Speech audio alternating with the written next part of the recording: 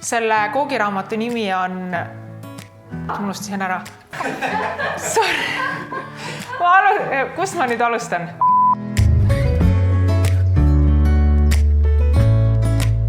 Tere, mina olen Ragne Märk.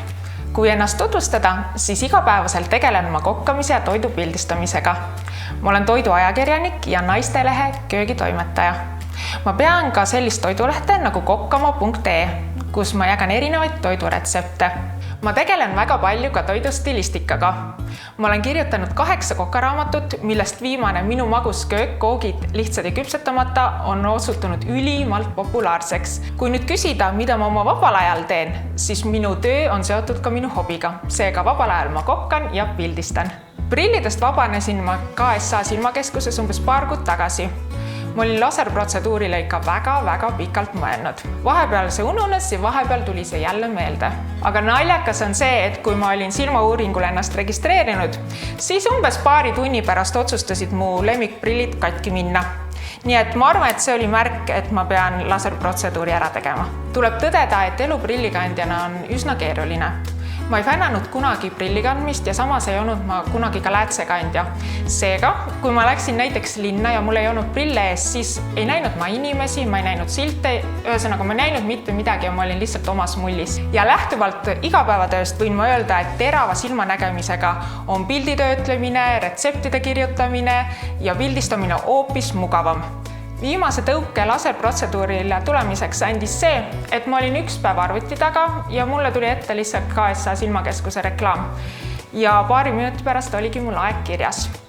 Ma väga palju seda protseduuri ei kartnud, sellepärast, et ma olin päris paljud eeltööd ise teinud ja ma sain väga palju informatsiooni ka KSA silmakeskuse töötajatelt. Mis minu jaoks oli kõige keerulisem, siis see, et 2-3 päeva pärast protseduuri pidid sa lihtsalt puhkama ja rahus olema. Kuna ma olen aga üsna tegus inimene, siis see oli minu jaoks väga keeruline. Nüüd, kui ma enam prille kandma ei pea, siis võin ma öelda, et kõik on väga terav. Ma ju tegelikult teadsin ka enne, et kui ma laserprotseduurile lähen, siis mu silmanägemine paraneb. Aga kuna ma olin pikalt prillikandja, siis ma lihtsalt unustasin ära, kui terav silmanägemine olla võib. Ja nüüd ma pean tunnistama, et ma lihtsalt mõtlen, miks ma seda protseduuri varem ette ei võtnud.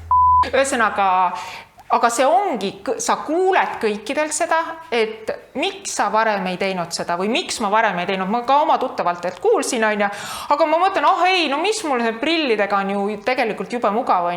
Aga kui sa selle protseduuri ära teed, siis sa saad aru, et tegelikult tõesti, miks ma seda varem ette võtnud. Ja ma olen istunud kohvikus, ma ei tea, 3 sõbrannaga, kellel kõikidel on laserprotseduur tehtud ja kõik kiidavad ja sa mõtled, et lähed siin, mis asja, mul tegelikult prillid ja sobivad selle pükstega nii hästi ja kleidiga, ja kui sa selle ära teed, siis sa saad sellest lausest aru, et aga miks ma ei teinud seda varem, ma ei pea prille otsima, ma istun teleka ette, vaatan sõpru, ma ei pea subtiitrite jaoks prille kuskilt hankima, et selles mõttes sa saad sellest lausest siis pärast aru.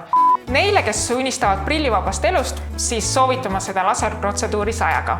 Sa ju tahad näha teravalt, seega on lihtne ja kiire meetod oma silmanägemise parandamiseks olemas.